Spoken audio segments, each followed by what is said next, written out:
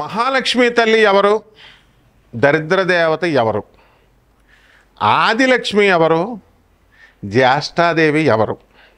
ఇప్పుడు మనకు వచ్చేదంతా కూడా జ్యేష్ఠ అమావాస్య వస్తుంది. మరి ఆ రోజు ఏ దేవతను పూజ చేయాలండి గురువుగారు అంటే, దీపమూర్తులు ఇటు పెట్టు, దేవుడే పెట్టు, దీపమూర్తులు మాయ పెట్టు, ఎర్ర దీపమూర్తులు పెట్టు, నల్ల దీపమూర్తులు పెట్టు అనేటటువంటి బ్యాచి వాళ్ళకి తెలియనటువంటి కపట బ్రాహ్మణ కపట జ్యోతిష్కల కపట మంత్రగాళ్ళకి తెలియనటువంటి విష్ణు పురాణంలో ఉన్నటువంటి ఒక కథ చెప్తాను, జాగ్రత్తగా వినండి. జ్యేష్ఠుడు అంటే ఎవరండి? పెద్ద అని అర్థం. ఈ జ్యేష్ఠ మాసము అంటే ఆ యొక్క జ్యేష్ఠాదేవి ఉద్భవించింది. క్షీరసాగర మథనం చేస్తున్నారు దేవతలు రాక్షసులు. మేరు పర్వతాన్ని పెట్టారు కవ్వం కింద. విష్ణుమూర్తి ఏమో ఇలాగా కూర్మావతారం ఎత్తి పర్వతాన్ని లేపాడు, పడిపోకుండా చిలుకుతూ ఉంటే ముందేమొచ్చింది? ఫస్టే అమృతం వచ్చేయలేదండి. ఫస్ట్ ఏమొస్తుందండి? విషం వస్తుంది. చెడ్డయి ఫస్ట్ వస్తాయి కదా. తాగేశాడు శివుడు. ఐరావతం వచ్చింది, ఇంద్రుడు పట్టుకెళ్ళిపోయాడు. కల్పవృక్షం వచ్చింది, స్వర్గానికి ఆయన పడిపోయాడు. మొత్తం అన్నీ ఇంకా. ఆ తర్వాత కామధేనువు స్వర్గం వశిష్ఠుడికి ఇచ్చారు.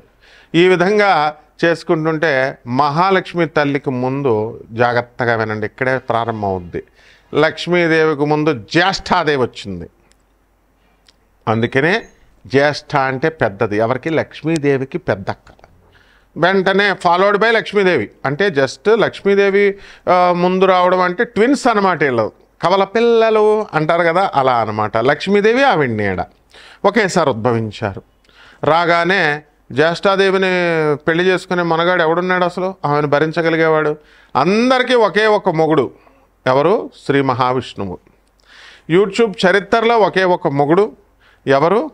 కమాండింగ్ చేసి నిజాలను నిర్భయంగా చెప్పగలిగేటటువంటి వాడు ఒకే ఒకడున్నాడు. ఎవడో మీకు తెలుసు. కాబట్టి ఇప్పుడు మనం ఏం చేస్తామంటే, ఆ శ్రీ మహావిష్ణువు దగ్గరికి వస్తుంది లక్ష్మీదేవి. సత్వ రజస్తమో గుణాలకి పరాభక్తికి అతీతంగా ఉన్నవాడు చేసుకోవాలి. ఆవిడ స్వయంవరం విష్ణుమూర్తిని సెలెక్ట్ చేసుకుంది. ఇలా వెళ్ళి పాద నమస్కారాలు పెట్టింది. ఇప్పుడు మీరు సింధూరం పెడతారు కదండి. మనకు వివాహాలు 8 రకాల వివాహాలు ఉన్నాయి. దైవం, బ్రాహ్మం, తర్వాత ఆర్షం, ప్రజాపత్యం, అసురం, గాంధర్వం, రాక్షసం, పైశాచికం. ఇవి ఇప్పుడు అనాదిగా వస్తున్నాయి. అయితే ఈ వివాహాల్లో ఇంకో ప్రాసెస్ ఉందన్నమాట. మహాలక్ష్మి తల్లి వెళ్ళి పాదాలకు నమస్కారం చేస్తారు. ఇప్పుడు మన వాళ్ళు ఏం చేస్తారు? నార్త్ సైడు, బీహార్ సైడు బొట్టు పెడతారు, పాపిళ్ళు, అదే పెళ్ళి. జీలకర్ర బల్లం పెడతారు, మనకు అది పెళ్ళి. ఇలా శ్రీ మహాలక్ష్మి తల్లి పాదాలకు, విష్ణుమూర్తి పాదాలకు నమస్కారం పెట్టడమే పెళ్ళి. పెట్టగానే ముందు లక్ష్మీదేవి కంటే ముందు ఆమె నీడ వెళ్ళి పెట్టేసిందనమాట, పాదాలు ముట్టేసుకుంది. ఆవిడే దరిద్ర లక్ష్మి, జ్యేష్ఠాదేవి శ్రీ మహావిష్ణువుని ముట్టేసుకుంది, పెళ్ళి అయిపోయింది. తర్వాత సెకండ్ వైఫ్ లక్ష్మీదేవి అనమాట, మనం పూజ చేసే ఆవిడ. అయితే నాకు హక్కులు ఫస్ట్ వైఫ్కే ఎక్కువ కదా, అందువల్ల మరి నా పరిస్థితి ఏంటి అంటే, ఈ జ్యేష్ఠాదేవి ఎక్కడ ఉంటుందో అక్కడ రోగాలు వచ్చేస్తాయి, దరిద్రం వచ్చేస్తాయి. జేబులో రూపాయి సిగరెట్ కాల్చుకోవడానికి కూడా 10 రూపాయలు కూడా ఉండవు అస్సలు. ఇంకా దీనికి ఇంకేంటంటే ఎన్ని కష్టాలు రావాలో, ఎన్ని నష్టాలు రావాలో మొత్తం అన్నీ వచ్చేస్తాయి అన్నమాట. ఇంకా అదే లక్ష్మీదేవి అయితే వీటికి ఆపోజిట్. ఫుల్ పుష్కలం పైసలు, ఫుల్ హెల్త్, రోగాలు గేగాలు ఉండవు, మనశ్శాంతి. అక్కడ అన్ని దుఃఖాలు జ్యేష్ఠాదేవి రూపంలో. వీళ్ళిద్దరూ కూడా తోటికోడళ్ళు, మళ్ళీ అక్కా చెల్లెళ్ళు, ఒకటే శరీరము. ఇవన్నీ డ్యూయల్ నేచర్, తత్వం సరిగ్గా అర్థం చేసుకోవాలన్నమాట. అయితే ఈ జ్యేష్ఠాదేవినే మనము శనీశ్వరుడు భార్య అంటాము, మందాదేవి అంటాము, ధూమావతీదేవి అంటాము. మరి ఈ లక్ష్మీదేవిని ఆదిలక్ష్మి, అష్టలక్ష్మి, గజలక్ష్మి, సంతానలక్ష్మి, ఇలా లక్ష్ములు అంటాం కదా మనం, మహాలక్ష్మి అని. సరే, ఇప్పుడు ఎవరైతే మంచి లక్షణాలతో ఉన్నారో, మంచి మనసుతో ఉంటారో, దాన ధర్మాలు చేసుకుంటూ దైవ హృదయంతో పేదవాళ్ళకి అందరికీ సేవలు చేసుకుంటూ అనాథలకి వీళ్ళందరికీ కూడా ఉంటుందో వాళ్ళకి శాశ్వతంగా లక్ష్మీదేవి వాళ్ళ తరతరాలు ఉంటుంది. అలా కాకుండా అవతలాడు కబ్జాలు చేసి, అవతలాడు దొబ్బేద్దామని స్థలాలు, ఇళ్ళు, అవతలాడు పెళ్ళాలని, ఇలా అన్ని రకాల ఇంకా చెడ్డ అలవాట్లు ఏమేమి ఉండకూడదో అవన్నీ కూడా క్రూరమైనటువంటి గొడవలు పెట్టేటటువంటి తత్వం ఇలా ఇవన్నీ ఎవరికైతే ఉంటాయో అప్పుడు ఇదే లక్ష్మీదేవి ఏం చేస్తుందంటే ఒక తరం వరకు ఉండి నెక్స్ట్ తరం వాళ్ళని అడుక్కునే వాళ్ళ చేసేస్తుంది. ఆ ఫస్ట్ తరం వాడికి కూడా చచ్చిపోయేటప్పుడు పెరాలసిస్లు వచ్చేస్తాయి. కాబట్టి ధనవంతులు మీరు ఎవరికైతే డబ్బులు ఉన్నాయో ఇది శాశ్వతం అని అనుకోవద్దు సుమా. ఎవ్వరు ఏ గురువు ఏ ఆధ్యాత్మికవేత్త మనకులా మొహమాటం లేకుండా చెప్పడు. అంతే గోపీలు వాళ్ళంతా ఆధ్యాత్మికవేత్తలు గోపీలు, గురువుగారులు గోపీలు, గోడ మీద పిల్లులు అనమాట. తర్వాత ఈ యొక్క బాబాలు స్వామీజీలు అందరూ గోపీలే. ఎందుకంటే నిర్మోహటం ఖండించి చెప్పాలా, అరే నువ్వు చేస్తే అడుక్కుంటావు నీకు పెరాలసిస్ వస్తుందని ఎవరైనా చెప్తున్నాడా? మేము బాగు కోరుతున్నాం కాబట్టి చెప్తున్నాం మనం. అయితే ఇప్పుడు ఈ ఎవరైతే భార్యాభర్తల మధ్య కొట్టుకుంటున్నారో, డైవర్సులు తీసుకుంటున్నారో, ఇలా దరిద్రపు అలవాటులు ఇలాంటివన్నీ కూడా ఉన్నటువంటి వాళ్ళందరినీ కూడా లక్ష్మీదేవి ఏదో ఒక జనరేషన్ ఉండి ఆ ఎండింగ్ జనరేషన్లో మిమ్మల్ని పక్షవాతం, హార్ట్ అటాక్లు ఇలాంటివన్నీ రోగాలన్నీ రప్పించేసి the energy transfers, law of conservation of energy. Energy can neither be created not destroyed but can be transform from one form to the other. Energy, లక్ష్మీదేవి అంటే ఎనర్జీ, అంతేగాని కలవ పూలు పట్టుకొని ఇలా ఉండి 2 చేతులు 2 కాళ్ళు ఉన్నది కాదు. ఏదో కవులు వర్ణిస్తారు, ధ్యాన శ్లోకాలని బట్టి రాస్తామన్నమాట లక్ష్మీదేవి ఎలా ఉంటుంది అని. చేట పట్టుకొని, చీపురు పట్టుకొని, కాకిని పట్టుకొని, గాడిద రథాన్ని పట్టుకొని జ్యేష్ఠాలక్ష్మి ఉంటుందన్నమాట. ఇక మహాలక్ష్మి కమలే కమలాలయే, కలవ పువ్వు నుంచి పుడుతుంది. కాబట్టి ఈ లక్ష్మీదేవి పర్మనెంట్ కాదు అని చెప్పారు. కరెన్సీ అంటే నా నుంచి నీకు, నీ నుంచి ఇంకొకళ్ళకి అలా ప్రవహించేటటువంటి దాన్ని క్రియాశక్తి అంటారు. ఆ లక్ష్మీదేవి క్రియాశక్తి అనమాట. కాబట్టి ఈ డబ్బు వచ్చేసింది కదా అని శాశ్వతంగా ఎవడైతే గర్వపడతాడో అటువంటి వాడిని జంభాసురుడనే రాక్షసుడిని అనఘాదేవి మహాలక్ష్మి తల్లి దత్తాత్రేయుడి దర్శనం కోసం వాడు పరిగెత్తుకుంటూ వస్తే దత్తాత్రేయుడు నాశనం చేస్తాడనమాట. అందుకని ఆ ఇంద్రుడిని అక్కడికి తీసుకురమ్మను అంటాడు. దత్తాత్రేయుడు ఉన్న చోటకి అనగాదేవి డ్యాన్స్ చేస్తూ అష్టసిద్ధులు నవసిద్ధులకి అధిపతి అయినటువంటి ఆ నవనిధులకు అధిపతి అయినటువంటి ఆ మహాలక్ష్మి తల్లిని నెత్తి మీద పెట్టుకునేసరికి కాలిపోయాడు. అంటే డబ్బున్న వాళ్ళంతా కూడా గర్వంతో మదంతో వెళితే నాశనమైపోతారు అని జంబాసుర వధ చెబుతుందన్నమాట. ఎవరైతే దాన ధర్మాలు ఇవి అన్నీ చేసుకుంటూ గర్వం లేకుండా సాటి మనుషులుగా ఇతర మనుషులు ఉంటారో వాళ్ళ తరాలు కూడా శాశ్వతంగా మహాలక్ష్మి ఉంటుంది. ఎవడ చేస్తాడండి అని నేను మా సంతానం పోతే మాకేంటి, ఓ 10 తరాలో 100 తరాలో సంపాదించేదాకా అవతలను కబ్జా చేసేద్దామంటారు. ఐ ఛాలెంజ్, కమాన్. డబ్బున్నటువంటి వాళ్ళందరూ కూడా ఎన్ని లక్షల కోట్ల సంపాదించినటువంటి వాళ్ళు, ఎన్ని వేల కోట్లకు సంపాదించినటువంటి వాళ్ళు హార్ట్ అటాక్లు లేకుండా చచ్చిపోయిన వాళ్ళని ఒక్కడం చూపించండి నాకు. పెరాలసిస్లు రాకుండా చూసిన వాళ్ళని చూపించండి నాకు. ఒక 100 సంవత్సరాలు దాటి అవయవాలు ఏవి కూడా పాడైపోకుండా ఉన్న వాళ్ళని నాకు చూపించండి. నెక్స్ట్ తరంలో ఎక్కడుందో చూపించండి. సీఎం కొడుకులు ఎక్కడున్నారు? సీఎంల కింద. పిఎం కొడుకులు ఎందుకు పిఎంలు కాలేకపోతున్నారు? కాబట్టి పాపాలు వస్తాయి. ఆఫ్టర్ ఆల్ వాళ్ళకే లేదు దిఖానా, మీకెంత మామూలు మనుషులకి.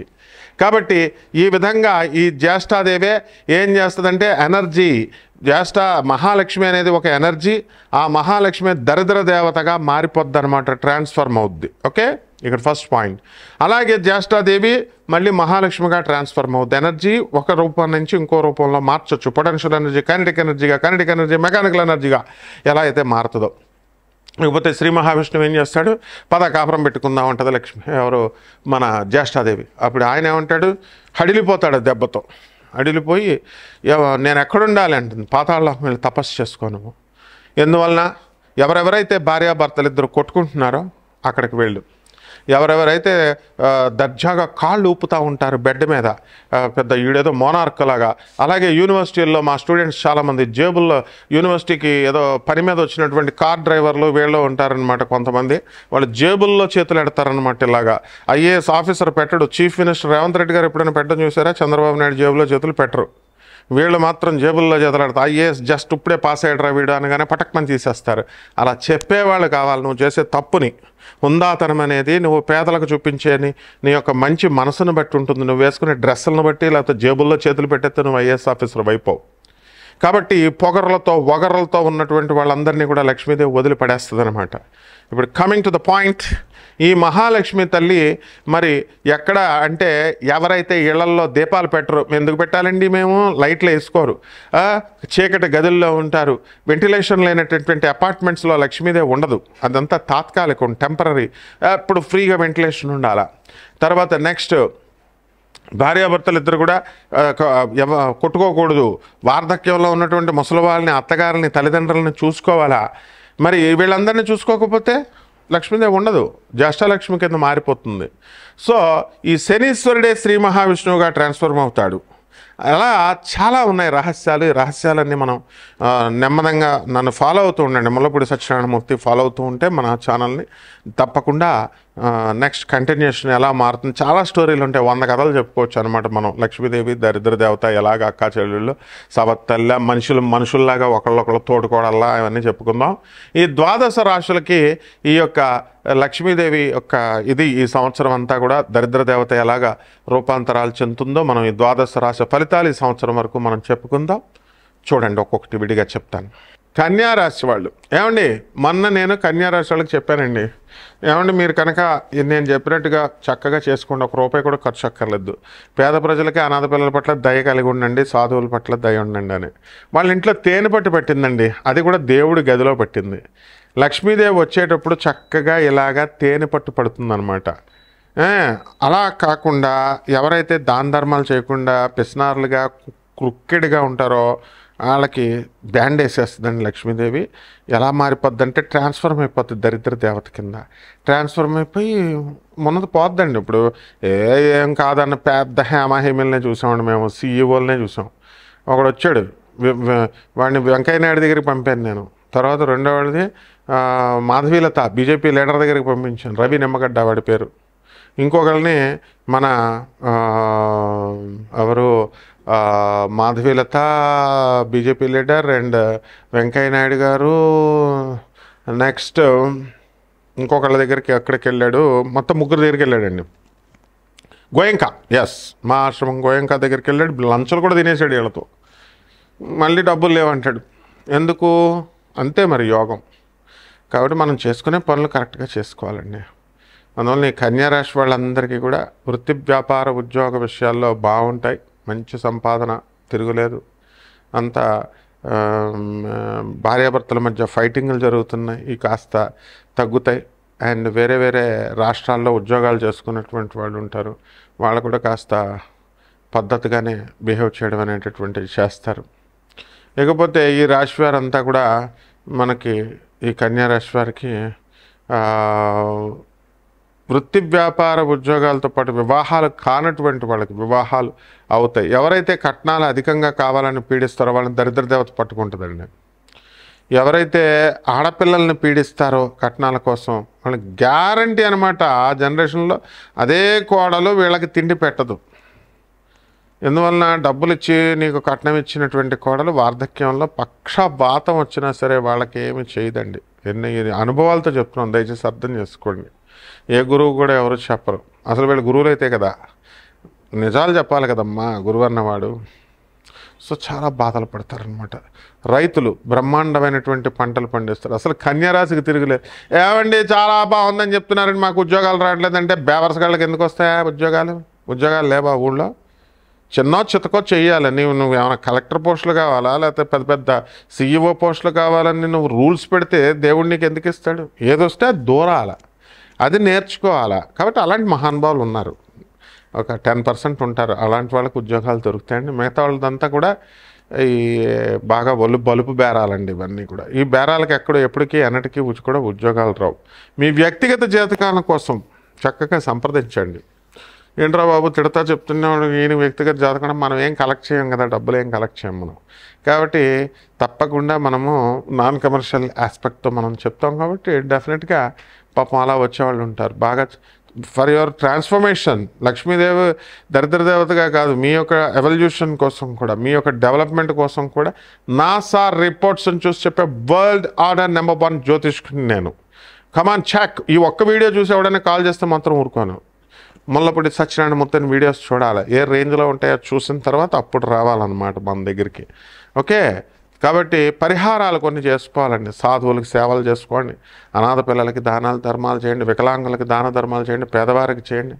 ఇక పరిహారాల దగ్గరికి వచ్చేసరికి కన్యా రాశి వారికి శని జపం చేయండి, శని స్తోత్రాలు చదవండి, శనికి కిలోం పావును నల్ల నువ్వుల్ని నల్లని వస్త్రాన్ని పేద బ్రాహ్మణులకి శనివారం నాడు ఉదయం 8 గంటలకి దానం చేసుకోండి. దశ మహావిద్యల్లో ఒకటైనటువంటి భువనేశ్వరి అమ్మవారి యొక్క హోమాన్ని మీ ఇళ్లలో జరిపించుకోవడం ద్వారా అద్భుతంగా మీకు పనిచేస్తుంది.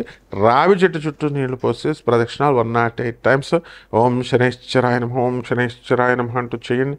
అంతేకాని శనిని అవమానించిన, శనిని ముట్టుకోకుండా, శని దర్శనాలు చేసుకున్న తర్వాత కాళ్ళు కడుక్కున్న గుడ్డలు అక్కడ ఎవడో పనికి మాలిన పంతులు చెప్పాడని శనీశ్వరుని నల్ల బట్టలు అక్కడ వదిలేయడం, ఎవడో చచ్చిపోయిన వాళ్ళకి ఇళ్ళకెళ్ళి ముట్టుకున్నట్టు అక్కడ బట్టలు అక్కడ వదిలేయడం, ఇలాంటివి చేస్తుంటారు. శనీశ్వరుడు తోలు తీసేస్తాడు. నేను చెప్పిందే అథారిటేటివ్, అర్థమైందా? Not the bloody others idiots who insults శనీశ్వరుడు. మీరు పాపాలు చేయడం ఏంటి, మీరు తప్పులు చేయడం ఏంటి, శనీశ్వరుడిని ఇన్సల్ట్ చేయడం ఏంటి? ఇవన్నీ జాగ్రత్తగా ఫాలో అవ్వండి. శుభమస్తు.